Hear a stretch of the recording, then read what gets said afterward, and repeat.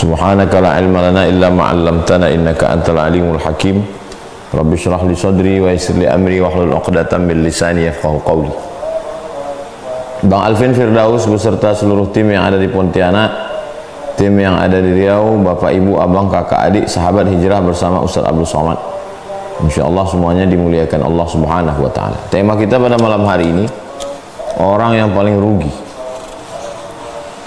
terkait dengan bulan suci Ramadan. Ada 4 golongan. Golongan yang pertama, orang-orang yang ingkar terhadap ajaran yang dibawa oleh Nabi Muhammad SAW. Ini yang paling rugi. Laqad kafara alladhina qalu innallaha thalithu thalathah. Kafirlah mereka yang mengatakan Allah itu 3 dalam 1, 1 dalam 3. Laqad kafara alladhina qalu innallaha huwal masih ibnu Maryam. Kafirlah mereka yang mengatakan bahwa Allah itu adalah Al-Masih anak Maryam. Wa qalatin nasara Masih ibnullah wa qalatil yahudu Uzairun ibnullah. Orang Yahudi mengatakan Uzair anak Allah, anak Tuhan. Wa qalatil yahudu yadullahi maghlulah. Orang Yahudi mengatakan tangan Allah terbelenggu. Jadi mereka disebut dengan kafir karena mereka ingkar. Adapun yang beriman, maka mereka disebut dengan Yahudi mukmin. Sukunya Yahudi, nasabnya Yahudi, tapi dia masuk dalam golongan mukmin. Seperti Abdullah bin Salam, seperti Sofiyah binti Huyai bin Akhtab, maka mereka adalah muslim muslimah. Jadi dulu ketika pengajian masih terbatas pada dinding masjid, tembok pondok, saya merasa ya Allah gimana nanti saya di akhirat, karena pengajian-pengajian ini terbatas pada dinding masjid.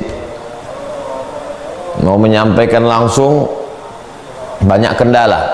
Alhamdulillah ada medsos, posting TikTok, posting Instagram, posting Twitter, posting grup WhatsApp, posting YouTube, share, sehingga nanti di akhirat kita udah lepas tanggung jawab.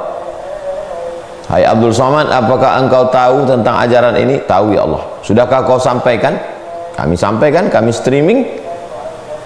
Semua pengajian kita tidak ada yang eksklusif, semuanya kita share.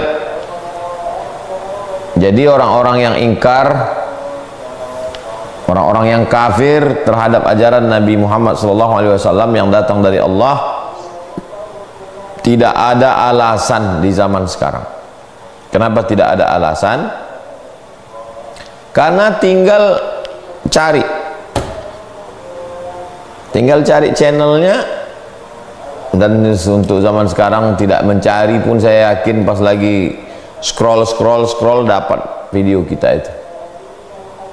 Nah, jadi inilah orang yang paling rugi, diberi Allah Subhanahu wa taala hidup, diberi Allah Subhanahu wa taala nyawa, dikirimkan ruh ke badannya, tapi tidak dapat Ramadan sama sekali. Nauzubillah, kerugian tingkat tinggi. Kenapa begitu? Karena orang yang kafir masuk neraka khalidina fiha abada, kekal selama-lamanya. Waquduhan nas wal hijarah. Bahan bakarnya api neraka itu adalah nas. Nas maksudnya orang kafir. Wal hijarah maksudnya adalah batu. Batu di situ adalah batu-batu berhala. Itu semuanya di akhirat nanti jadi bahan bakarnya api neraka. Nas adalah manusia orang kafir yang masuk neraka, kekal selamanya, menjadi bahan bakarnya, tidak keluar-keluar lagi. Sedangkan orang Islam sejahat-jahatnya dia akan keluar karena dia akan mendapatkan syafaat uzma, syafaat paling besar, syafaat Nabi Muhammad SAW. Jadi dengan adanya media sosial di akhir zaman ini, saya sebagai ustadz merasa agak ringan beban saya. Karena otomatis kita sudah share grup-grup, kita sampaikan. Kalau dulu kita mesti keluar masjid, kita mesti mengetuk pintu. Sekarang kita tidak lagi ada alasan orang untuk mengatakan kami tidak pernah mendengar. Karena tinggal kalau segan sama orang tua, segan ya dengar sendiri. Dan ketika dapat hidayah, ayyahdiallahu bika rajulan wahidan, satu orang dapat hidayah, khairum minad dunya wa ma fiha, lebih baik daripada dunia dan seisinya. Khairum min humurin na'am, lebih baik daripada seekor unta yang merah, kendaraan termahal zaman Nabi Muhammad sallallahu alaihi wasallam. Jadi kalau kita punya kawan, sahabat, kita share, kita doakan. Ad-doa silahul mu'min, doa itu senjatanya orang beriman.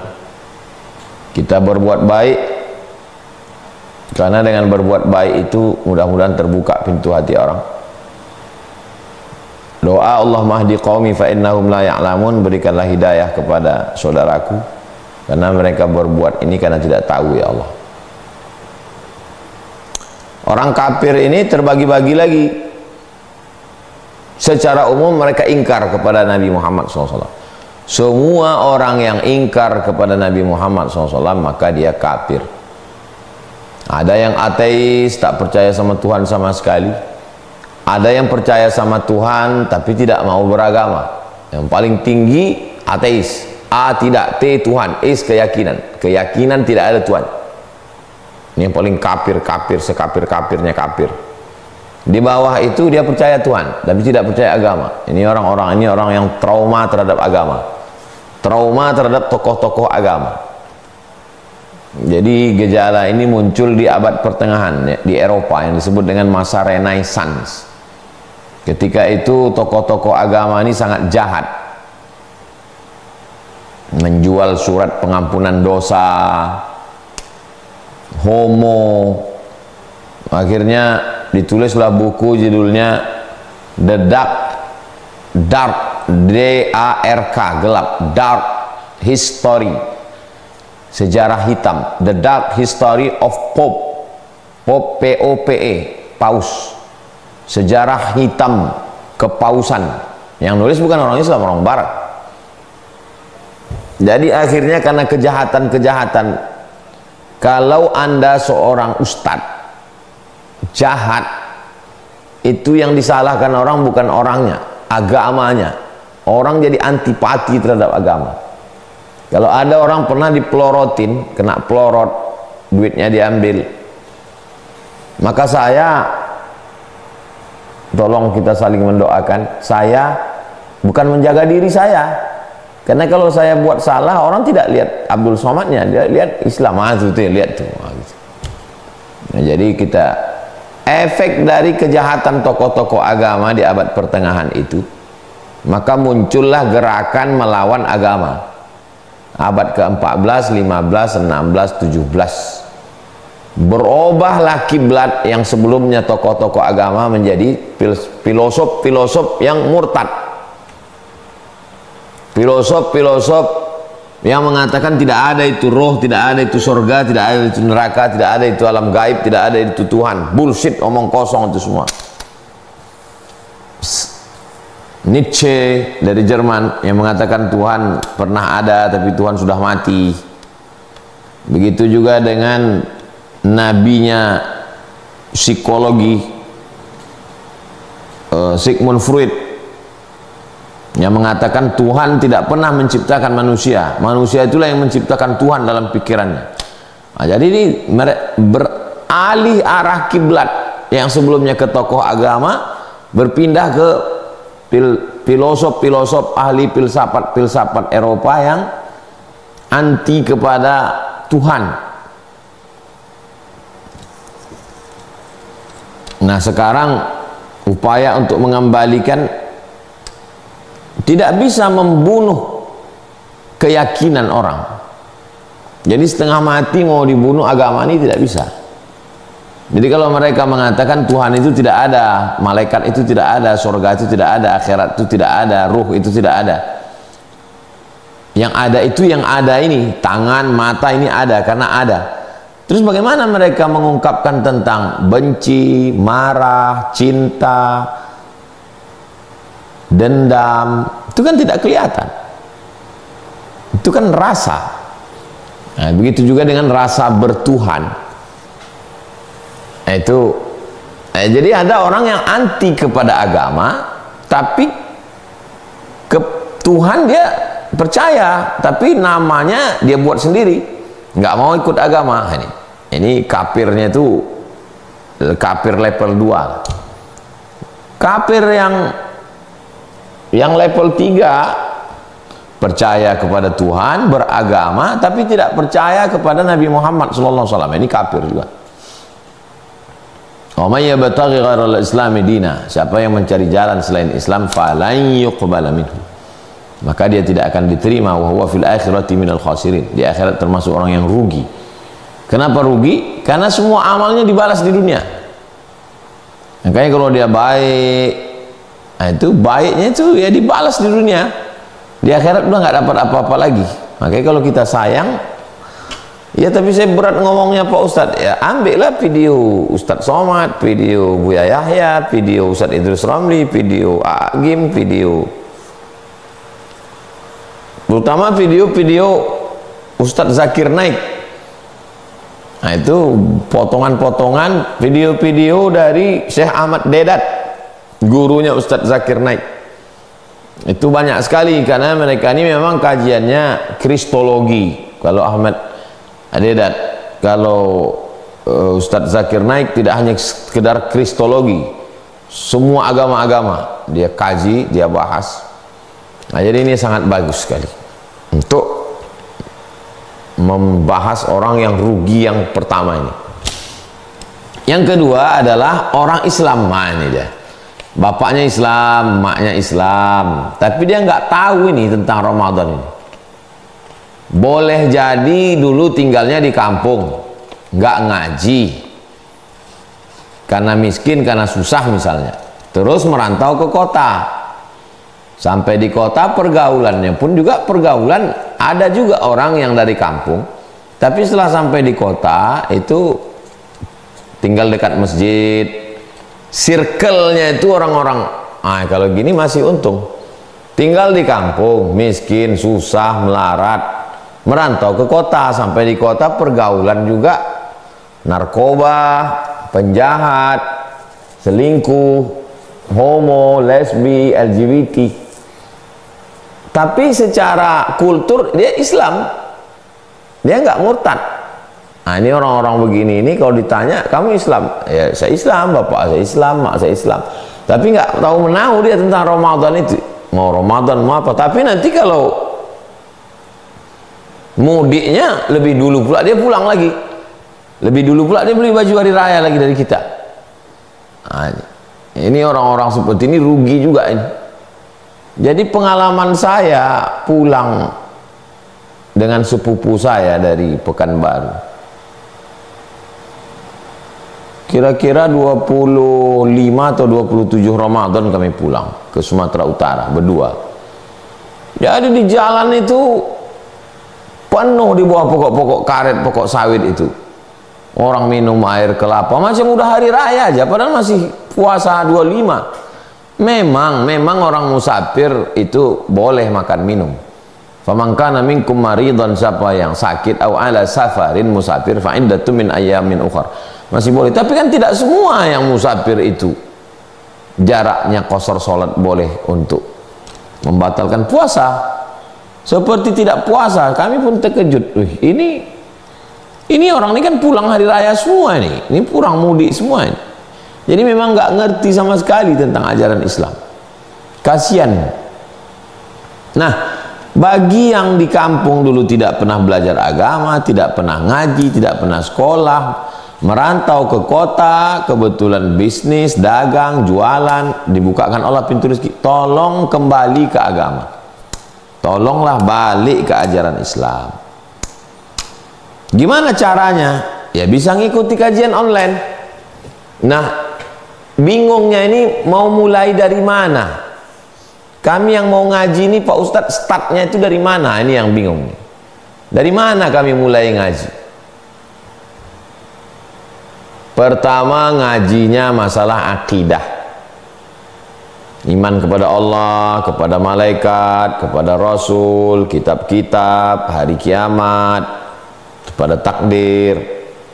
Habis itu ngaji fikih, fikih bersuci, wudhu, cebok, mandi, tayamum, sholat, zakat, puasa, haji. Habis itu akhlak. Nah itu, jadi ibarat belajar bahasa, tahu dulu level-levelnya. Ibarat main bola, ya pemanasan dulu gitu. Jadi belajar agama ini pun sistematis. Silakan mau dengar siapapun, yang penting ustadznya ahlus sunnah wal jamaah. Saya lebih nyaman kalau ngaji sama Bu Yahya, slow. Oke, kita punya ibarat ngaji ini kayak makan juga. Ada orang bagi dia sup itu enak sekali, tapi bagi saya kalau kuah-kuah ini enggak, saya maunya nasi uduk. Kata yang satu, saya mau nasi ayam penyet, gitu. Kalau saya senang sekali kalau dengan Ustadz Hanan At-Taqi, ya silakan ngaji sama Ustadz Hanan. Ustadz Hanan alumni Azhar, qori, hafiz Quran. Saya nyamannya dengan Ustadz Luqmanul Hakim, ngaji dengan Ustadz Luqman. Udah ada segmennya masing-masing, tapi punya silabus. Ini supaya ngajinya jangan lompat-lompat. Silabusnya akidah, fikih, akhlak. Jangan nanti ngajinya udah melambung pembebasan Palestina, bagaimana menghancurkan Israel, sibuk dengan fitnah akhir zaman, sementara akidah masih belepotan, fikihnya, wudhu pun masih kacau balau, yang masalah air suci mensucikan, mandi wajib. Jadi saya selalu ngasih, kalau masalah akidah, buku referensinya buku Ustadz Kiai Haji Idrus Romli, Akidah Ahlus Sunnah wal Jamaah, bahasa Indonesia, wujud kidam baqa mukhalafatul hawadisi qiyamu binafsi wa daniyah qudrat ilmu hayat sama basar kalam. Kalau untuk fikihnya, fikih Islam Sulaiman Rashid. Jadi basicnya dulu, ibarat buat rumah, pondasinya dulu, jangan langsung ke atap, atapnya bagus, sementara pondasinya batang pisang, ini tumbang ini rumah. Ini bagi yang sudah Islam tapi belum ngaji, ngajilah ngaji. Kalau masih bingung ngaji, jangan bingung-bingung. Akidahnya akidah Ahlus Sunnah wal Jamaah Kiai Haji Idrus Romli. Akidah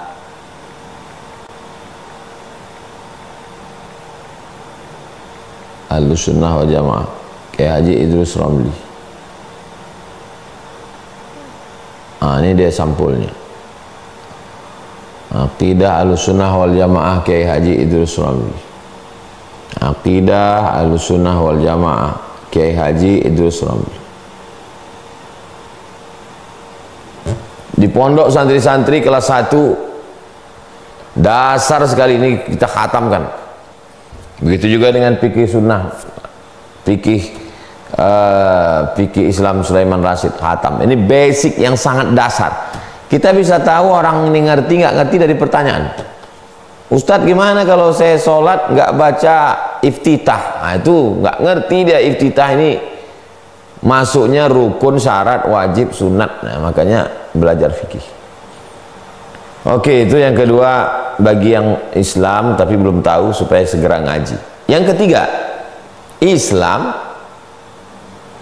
bapak Islam, ibu Islam, sudah tahu. Ini di kampung dulu mungkin sempat mondok, pindah ke kota juga dekat masjid, ngaji, cuman belum sempat. Ini aduh, gimana lah Pak Ustadz, saya Ramadan nih sebetulnya mau, tapi saya masih dagang di pasar, anak masih sekolah, kalau ambil cuti 1 bulan nggak kerja, duit nggak ada. Ini tolonglah saudara-saudara kita yang Islam masih belum sempat, tolong sempatkan.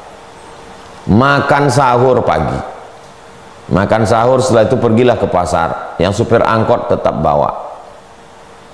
Jangan minum es waktu sahur, karena kalau minum es waktu sahur tuh hausnya nanti siang minta ampun. Jangan makan sup,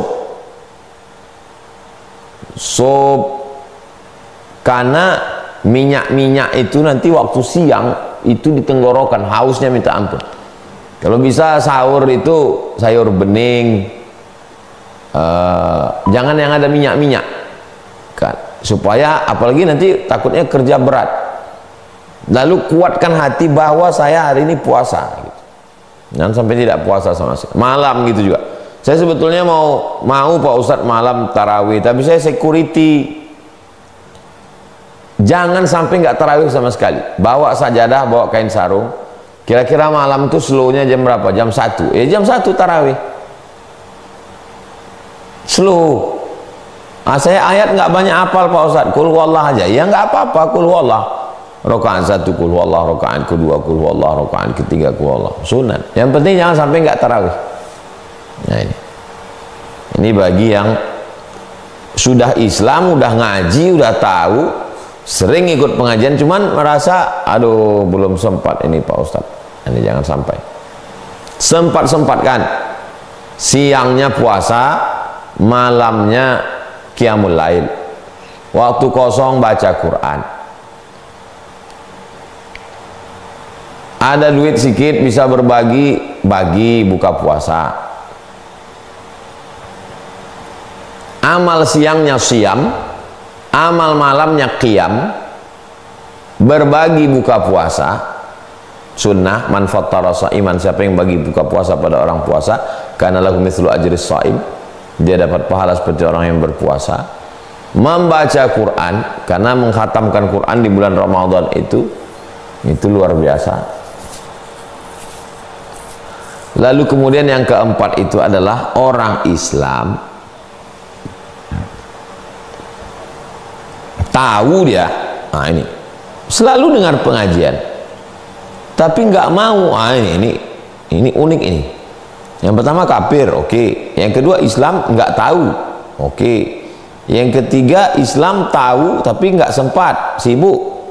Yang keempat ini Islam tahu, dengar, tapi untuk mengamalkannya ini orang seperti ini nih perlu ngelihat orang mati, ngantar jenazah ke liang lahat, ikut memandikan, itu supaya ingat mati.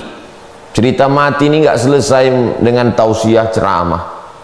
Cerita mati ini memang mesti gladi mati.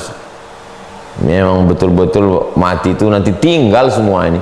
Istri tinggal, anak tinggal, rumah tinggal, motor tinggal, uang tinggal, yang dibawa inilah bekal ini. Nah, setelah kita klasifikasikan 4 orang yang paling rugi itu, maka kita coba kembali bagaimana kita mengisi bulan Ramadan ini. Diawali dari awal hari. Awal hari itu kapan? Awal hari dalam Islam itu adalah ketika tenggelam matahari, itu awal hari. Kalau hitungan Januari Februari, awal hari itu jam 12 malam. Makanya orang malam tahun baru hidup mercon itu jam 12. Pus awal hari.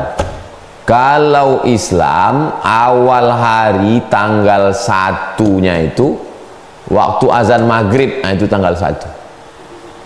1 Syawal, bukan terbit matahari besok. 1 Syawal itu waktu azan maghrib. Allahu Akbar, Allahu Akbar. Itu udah 1 Syawal. Makanya habis itu Allahu Akbar, Allah. Habis maghrib takbir.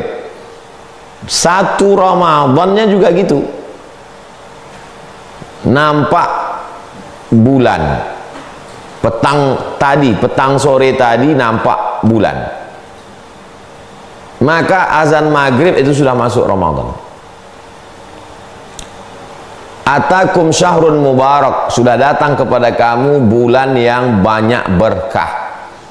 Ka'bah itu banyak berkah. Inna awwala baiti wudi'a lin-nasi lalladzi bi Bakkah mubarakah. Ka'bah banyak berkah, tapi kita jauh dari Ka'bah. Nabi Muhammad banyak berkah, kita jauh dengan Nabi Muhammad. Jauh tempat, jauh jarak waktu juga. Tapi ada yang dekat dengan kita nggak dapat berkahnya ya Ramadan. Nah, jadi Ramadan ini nggak ada alasan karena dia datang ke kita. Ja'akum, dia datang kepada kamu, syahrun mubarak. Futihat abwabul jannah, dibukakan pintu-pintu surga. Wa ghulliqat abwabun nar, ditutup pintu neraka. Maksud pintu surga dibuka, pintu neraka ditutup, kata Imam Nawawi, artinya itu ungkapan. Ungkapan itu tidak bisa dipahami secara tekstual. Maknanya busyra, kabar gembira. Silakan datang ke rumah saya, 24 jam terbuka. Itu jangan dipahami secara tekstual 24 jam. Gerbangnya dikunci, security-nya ngunci, gembok kok. Terus apa maknanya 24 jam terbuka? Busyra, kabar gembira. Artinya saya senang dengan kamu, open house. Itu maksudnya. Nah, jadi makna pintu surga dibuka, pintu neraka ditutup, artinya kabar gembira supaya memperbanyak amal dan jangan sampai buat dosa gitu. Karena Allah sudah berikan kesempatan. Fihi lailatun, di dalamnya ada satu malam, khairum min alfi syahri, lebih baik daripada 1000 bulan. Jadi 1000 bulan itu sekitar 80 sekian tahun. Kalau kita dapat satu malam itu lebih baik daripada 1000 bulan. Nah, maka kita ambillah kesempatan itu. Malamnya ibadahnya namanya qiyam. Dari mulai ba'da isya, sholat isya, sholat tarawih. Biasanya kalau di tempat kami habis sholat isya itu kultum dulu ngaji. Habis itu baru sholat tarawih, habis tarawih witir. Habis itu tadarus baca Quran, pulang ke rumah kira-kira jam 10 udah pulang ke rumah, 11, 12, 1, 2, 3, 5 jam 3 bangun sholat sunat wudhu, sholat sunat taubat, sholat sunat tahajud, sholat sunat hajat. Kalau tadi sudah witir, jangan witir lagi. La witrani fi lailatin, nggak boleh 2 kali witir dalam satu malam. Lalu kemudian makan sahur. Dan di waktu sahur itu paling bagus menjelang azan subuh istighfar. Wabil ashari hum yastaghfirun. Jadi nggak ada kosong sama sekali. Sholat isya, kultum, sholat tarawih, sholat witir, tadarus, baca Quran, usahakan 1 juz bersama-sama, 1 lembar, silaturahim. Pulang ke rumah tidur. Jangan lagi internet, TV mati semua, tidur hanya membuat badan sehat supaya besok jangan sampai letoy. Habis itu bangun malam, sholat sunat wudhu, sholat sunat taubat, sholat sunat tahajud, sholat sunat hajat. Nggak usah witir lagi karena tadi di masjid udah witir. Lalu kemudian menunggu azan subuh, istighfar, astaghfirullahaladzim, astaghfirullahaladzim, astaghfirullahaladzim, wabil ashari hum yastaghfirun. Habis itu sholat subuh. Biasanya habis sholat subuh ada ngaji lagi. Habis ngaji terbit matahari, sholat sunat isyraq, lewatkan 12 menit. Habis itu aktivitas biasa di kantor, di pasar, di jalan. Sholat zuhur, jangan sampai nggak ke masjid. Qobliyah 4 rakaat, zuhur, ba'diyah 2 rakaat. Kerja lagi, aktivitas lagi. Asar, ke masjid lagi. Qobliyah asar, sholat asar, ba'diyah tak ada. Dari asar ke maghrib jam 6, Pekanbaru 6.30. Kalau di Jawa mungkin jam 5, kalau bisa setengah jam sebelum azan maghrib sudah duduk di rumah. Jangan lagi keluyuran nunggu azan maghrib. Nunggu azan maghrib itu di rumah. Baca Quran. Tadi udah baca belum? Kalau belum, baca Quran. Lalu kemudian sampai maghrib. Nah, ini udah 24 jam ini amalnya. Siang amalnya siam, malam amalnya qiyam. Rubba shaimin, berapa banyak orang yang siam puasa, laisa lahu min syamihi, enggak dapat apa-apa illal ju', lapar saja. Kenapa lapar? Karena ghibah, cerita aib orang, namimah, adu domba, caci maki, sumpah serapah. Nah, ini kalau bisa jangan, hindari. Memperbanyak zikir, sholawat, Allahumma sholli ala sayyidina Muhammad wa ala ali sayyidina Muhammad. Subhanallah bihamdihi, subhanallahil azim. La ilaha illallahul malikul haqqul mubin, Muhammad Rasulullah shadiqul wa'dil amin. Usahakan khatam Quran sebanyak-banyaknya. Imam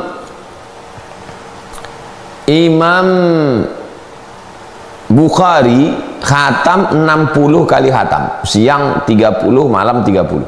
Berarti satu harinya khatam sekali, siang sekali malam, sehingga satu bulan 60 kali khatam. Lalu kita nggak bisa segitu, paling nggak sekali khatam jadilah.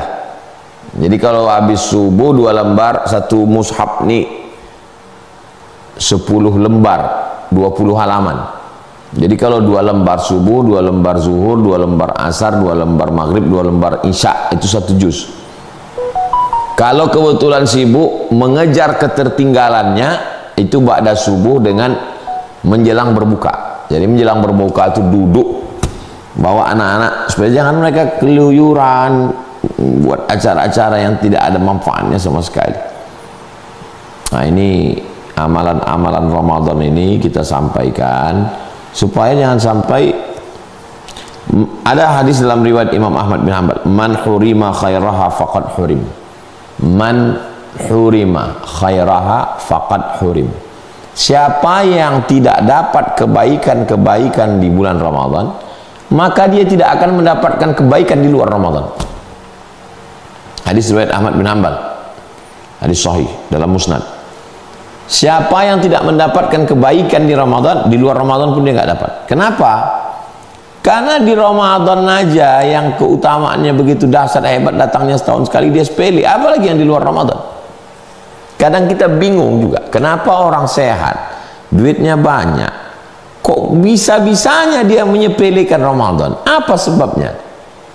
Jadi ada sahabat saya, dia punya pondok. Suatu ketika datanglah orang kaya, punya jabatan. Lalu orang kaya punya jabatan ini nangis. Nangis katanya, kenapa saya waktu kaya punya jabatan dulu nggak buat pondok? Dia cerita ke saya. Saya bilang karena duitnya haram. Karena di antara cara Allah menghukum orang buat haram, tidak terbuka hatinya untuk buat baik. Ada orang menganggap bangkrut itu laknat, sakit itu laknat. Bukan. Laknat itu adalah badan sehat tapi nggak sempat bangun malam. Itu laknat itu. Kok bisa-bisanya kita nggak bangun? Kok bisa-bisanya kita nggak merasakan nikmat yang dirasakan oleh orang dulu? Itulah yang laknat itu. Ramadan yang ditunggu-tunggu Nabi, ditunggu orang soleh, di bulan Rajab, Sya'ban 2 bulan mereka nunggu. Allahumma barik lana fi Rajab wa Sya'ban wa balighna Ramadan. Kok bisa-bisanya cuek aja dengan Ramadan? Berarti apa yang dicabut Allah? Yang dicabut Allah itu rasa. Kalau sudah dicabut rasa memuliakan Ramadan, rasa rindu pada Ramadan, rasa ingin beribadah, nikmatnya sujud dicabut, nikmatnya qiyamul lail dicabut, nikmatnya khatam Quran dicabut, faqad hurim, maka sungguh tidak dapat kebaikan lain. Nah, jadi kita motivasi terus, tak kenal maka tak sayang maka tak cinta. Kenapa kita tak cinta? Karena tak kenal. Maka kita kenali Ramadan ini dengan tausiah-tausiah. Sudah sampai 20.42. Demikian Bang Alvin Firdaus, saya kembalikan. Terima kasih. Assalamualaikum warahmatullahi wabarakatuh.